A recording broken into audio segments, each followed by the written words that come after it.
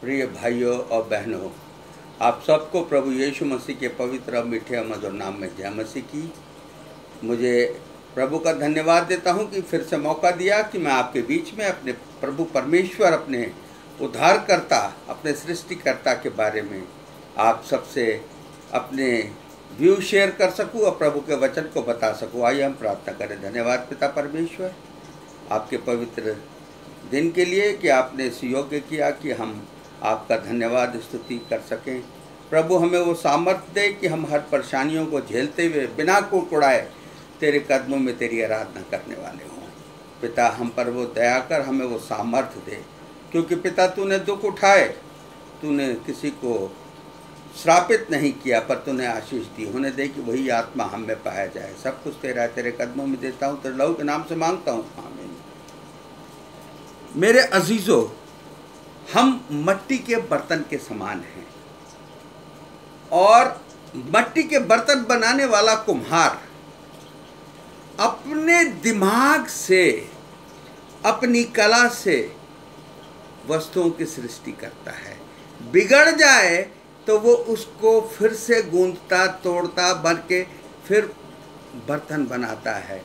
और जब कुम्हार बर्तन बनाता है तो कुछ तो वो आराधना के लिए हो जाते हैं, कुछ पकाने के काम आते हैं और कुछ सफाई के काम भी आते हैं। तो क्या वो बर्तन कुम्हार से लड़ेगा कि तूने मुझे ऐसा क्यों बनाया? हम सब का बनाने वाला मेरा परमेश्वर है। वो हमारे गर्भ से हमारी सृष्टि को जानता है। इसलिए हम आज पढ़ेंगे रोमियो की पत्री, उसका 9वां अध्याय, उसकी 19वीं आयत से उसकी 25वीं आयत तक। रोमियो 9वां अध्याय, उसकी 19वीं आयत से 25वीं आयत। यहाँ प्रभु का वचन ऐसे कहता है, अतः तू मुझसे कहेगा, वह फिर क्यों दोष लगाता है? कौन उसकी इच्छा का सामना करता है? हे मनुष्य, भला तू कौन है जो परमेश्वर का सामना करता है? क्या गढ़ी हुई वस्तु गढ़ने वाले से कह सकती है कि तूने मुझे ऐसा क्यों बनाया? क्या कुम्हार को मिट्टी पर अधिकार नहीं कि एक ही लोंदे में से एक बर्तन आदर के लिए, दूसरे को अनादर के लिए बनाए? तो इसमें कौन से आश्चर्य की बात है कि परमेश्वर ने अपना क्रोध दिखाने और अपनी सामर्थ्य प्रकट करने की इच्छा से क्रोध के बर्तनों को और विनाश को तैयार किए गए बड़े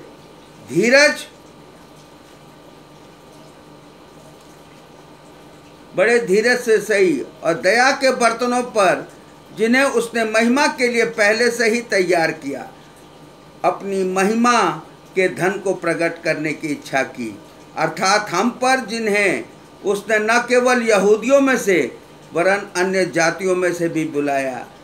जैसा वह होशे की पुस्तक में कहता है, जो मेरी प्रजा ना थी उसे मैं अपनी प्रजा कहूँगा, जो मेरी प्रिया ना थी उसे मैं अपनी प्रिया कहूँगा। ये बहुत क्लियर वचन है। प्रभु ने इस संसार की सृष्टि की, आप सब जानते हैं, और उसकी चुनी हुई कौम कौन थी? बनी इस्राएल, जिस पर उसका विशेष अनुग्रह था।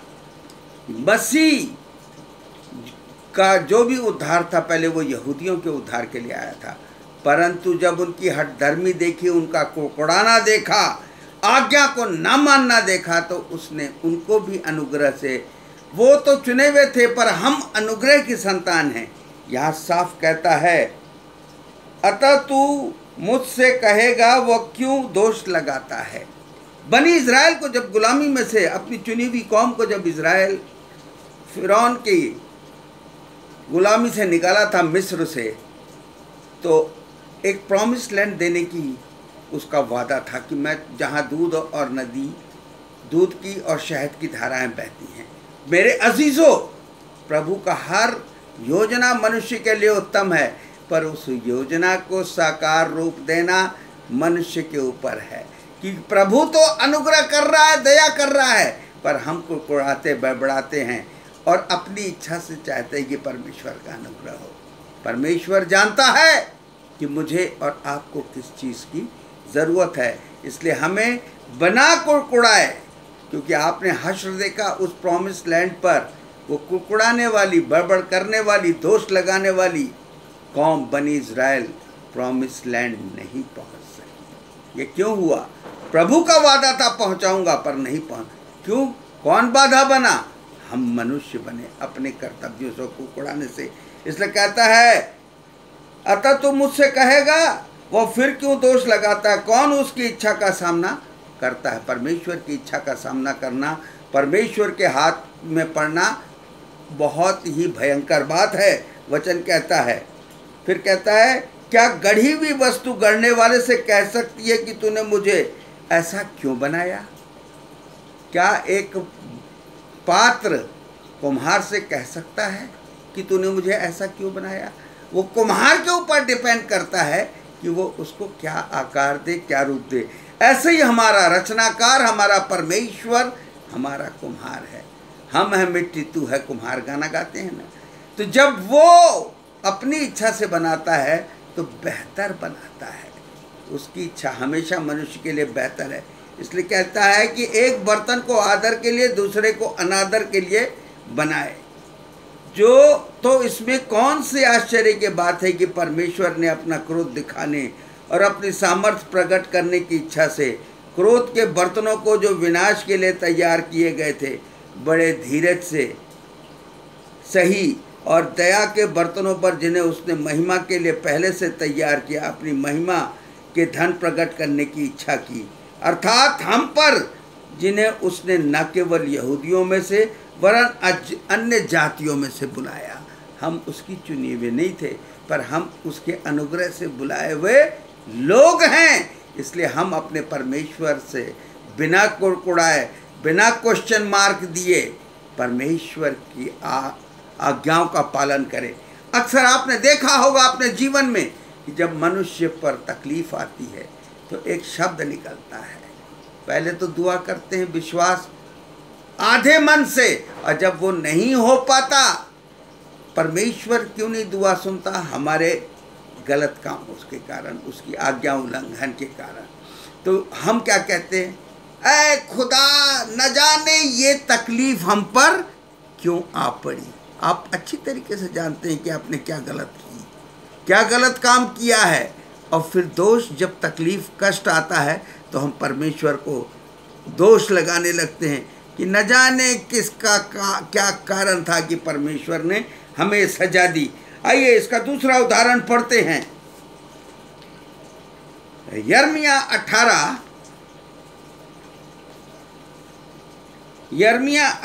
की 9 से 12 आयत क्या कहती है? यहाँ प्रभु का वचन इस प्रकार कहता है, और जब मैं किसी जाति या राज्य के विषय में कहूँ कि मैं उसे बनाऊंगा और रोपूंगा, तब यदि वे मेरे काम को करें जो मेरी दृष्टि में बुरा है और मेरी बात ना माने, तो मैं उस भलाई के विषय में जिसे मैंने उसके लिए करने को कहा हो पछताऊंगा। यहाँ वो बात सही हो गई। प्रॉमिस लैंड में भेजने का जो वादा उसने किया था, इन इजरायलियों के कुड़कुड़ाने और बुरी बुरी बातें कहने से परमेश्वर ने उनको वो प्रॉमिस लैंड नसीब नहीं होने दिया। ये कौन कारण था? बनी इज़राइल इसका कारण थी, परमेश्वर नहीं था। क्योंकि उन्होंने रिस्क दिलाया। अगर वो आज्ञा मानते, धन्यवाद देते, तो अवश्य वो प्रॉमिस लैंड पहुंच जाते। इसलिए कहता है, इसलिए अब तू यहूदा और यरूशलेम के निवासियों से यह कह कि यहोवा यूँ कहता है, देखो मैं तुम्हारी हानि की युक्ति और तुम्हारे विरुद्ध प्रबंध कर रहा हूँ। जब हम परमेश्वर के चुने हुए लोग गुनाह करते हैं, पाप करते हैं, तो हम परमेश्वर के दंड के अधिकारी हो जाते हैं। इसलिए तुम अपने अपने बुरे मार्ग से फिरो।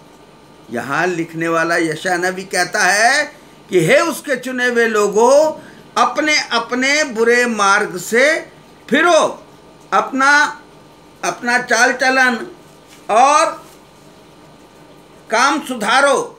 परंतु वे कहते हैं ऐसा नहीं होने का, हम तो अपने ही कल्पनाओं के अनुसार चलेंगे और अपने बुरे मन की हट पर बने रहेंगे। ये मनुष्य की हट धर्मी है और ये शैतान की एक योजना है कि आप परमेश्वर के अनुग्रह से दूर हों। जब आप कुड़कुड़ाएंगे, बड़बड़ाएंगे अपने सृष्टिकर्ता के लिए, हम उसके अनुग्रह की तो तारीफ नहीं करते, पर तू कुड़कुड़ाने और बड़बड़ाने लगते हैं, जैसे बनी इज़राइल की। हम उन चुनी हुई कौम से नहीं, पर हम प्रभु के अनुग्रह से बुलाए हुए लोग हैं। जैसा कि अभी रोमियो में पढ़ा कि जो मेरे नहीं थे उनको मैं अपनी प्रिया कहूँगा, और उसने हमें अपनी प्रिया होने का हक दिया। ये उसका अनुग्रह है। हम उस मिट्टी के बर्तन के समान हैं जो अपने सृष्टिकर्ता की इच्छा से तैयार की जाती है। हम कौन है उससे पूछने वाले कि तूने ऐसा क्यों किया। इसे में निकाल लीजिए यशाया 29, यशाया 29 उसकी 15वीं और 16वीं आयत क्या कहती है। हाय उस पर जो अपनी युक्ति को यहोवा से छिपाने का बड़ा यत्न करते हैं और अपने काम अंधेरे में करते हैं। बनी इज़राइल ने यहोवा से छिप छिप कर वो काम किए, बलियां चढ़ाई, मूर्ति पूजा की और हर वो गुनाह किया जिसको प्रभु ने मना किया था, 10 आज्ञाओं में मना था। इसलिए कहता है करते हैं, अपने काम अंधेरे में करते हैं। हमको कौन देखता है। अंधेरा किस चीज़ का घोतक है? शैतानी कार्य का। इसीलिए तो प्रभु को ज्योति कहा गया। तुम जगत की ज्योति हो। जिन्होंने संहिता 34 में लिखा है, जिन्होंने उसकी ओर ज्योति की क्या पाई, जिन्होंने उसकी ओर निगाहें की उन्होंने ज्योति पाई। अंधकार दूर हुआ। जब हम परमेश्वर के निकट जाते हैं तो हमारे जीवन का भी अंधकार दूर हो जाता है। परंतु ये कहता है कि अपने काम को अंधेरे में करते हैं। हम में से हमें कौन देखता है, हमको कौन जानता है। तुम्हारी कैसी उल्टी समझ है। परमेश्वर सब कुछ देखता है, अपनी मनुष्य अपनी इच्छा से अपने जीवन को नहीं, पर परमेश्वर की इच्छा से अपने जीवन को व्यतीत कीजिए, तो इस कठोर समय में भी आप विजयी परमेश्वर की संतान कहलाएंगे, चुने हुए लोग, और कोई आफत आपके पास नहीं आएगी। इसलिए कहता है, क्या कुम्हार मिट्टी के तुल गिना जाएगा? क्या सृष्टिकर्ता अपनी सृष्टि की जिसको उसने क्रिएट किया है उसके बराबर है? वो सुपीरियर है, क्योंकि उसने हमें बनाया है। वही परमेश्वर है और हम उसके हाथ की बनाए हुए बर्तन है, पात्र हैं।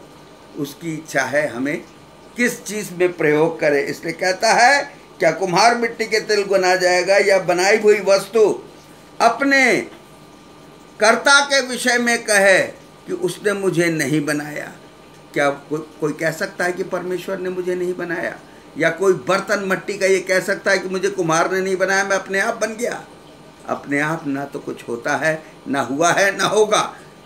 जो कुछ भी होगा परमेश्वर से होगा, परमेश्वर के द्वारा होगा और होता रहेगा। इसलिए कहता है, या रची हुई वस्तु अपने रचने वाले से कहे कि वह कुछ समझ नहीं रखता।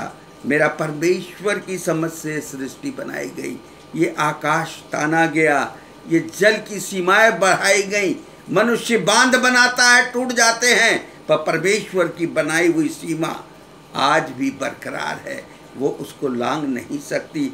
मेरे अजीजों, तो हमारा सबसे बड़ा कर्तव्य यही है कि हम अपने रचनाकार से बढ़ाएं ना, हम अपने रचनाकार की बढ़ाई करें, क्योंकि ये उसकी इच्छा है। जिसको देना चाहे उसको देगा और जिसको बचाना चाहे उसको बचाएगा, क्योंकि हम उसके अनुग्रह के पात्र जब होते हैं जब उसकी बताई हुई राह पर चलते हैं। मेरा अजीजों, आप सबसे गुजारिश है और खुद के लिए भी ये प्रार्थना है कि खुदा हमें वो तौफीक दे कि हम आपके बताए हुए रास्ते पर चलने वाले हों, ना कि कुड़कुड़ाने वाले हों। जरा सी आफत आ जाए तो हम कुड़कुड़ाने लगते हैं, पर जब उसका अनुग्रह होता है और जीवन में सुख शांति होती है तो हम धन्यवाद क्यों नहीं देते? उस वक़्त प्रभु को धन्यवाद दें। और जब परेशानियां संकट आता है तो प्रार्थना करें और अच्छे अच्छे पहाड़ टल जाएंगे। प्रभु में वो सामर्थ है, सृष्टि करता है और वो जानता है हमारी आने वाली चीज़ को। मेरी सृष्टि से पहले उसने मेरे बारे में जान लिया। उसकी योजना क्या है वही जानता है। तो हमें अपने को परमेश्वर की इच्छा पर सुपुर्द करते हुए, उसकी आराधना धन्यवाद करते हुए सामर्थ्य मांगनी है कि जब कभी हम पर परेशानी आए या कष्ट आए तो हम कुड़कुड़ाए ना, पर ज़्यादा से ज़्यादा समय परमेश्वर के चरणों में दें ताकि हम आने वाली परेशानियों से बच जाएं। आइए हम प्रार्थना करें। धन्यवाद पिता परमेश्वर, इस कोरोना काल में और इस संसार में जब तरह तरह की बीमारियां फैल रही हैं, तरह तरह के भूडोल हो रहे हैं, लड़ाइयों की चर्चा हो रही है, प्रभु आपका आना निकट है। प्रभु होने दे कि ये सारी आफतें टल जाएं इस संसार से। प्रभु लोगों को हृदय में शांति दे। मेरे पिता इस महामारी को इस संसार से लुप्त कीजिए मेरे पिता, ताकि लोग चैन से धन्यवाद के साथ आपका नाम ले सके। प्रभु ये आपकी सामर्थ्य से होगा, मनुष्य से नहीं। प्रभु अपना अनुग्रह कीजिए और लोगों पर अपना बाड़ा दीजिए। जैसे मुर्गी अपने बच्चे को अपने पंख छिपाती है, आप अपने पवित्र लहू के साए में ले लीजिए, ताकि शैतान की हर युक्तियाँ जो मनुष्य के इच्छा के खिलाफ हैं, उसके जीवन के उद्धार के खिलाफ हैं, प्रभु नलफाई कर दी जाए। सब कुछ आपका है, आपने दिया, आपका अनुग्रह अब से लेकर कयामत तक होता रहे। आमीन, आमीन, आमीन।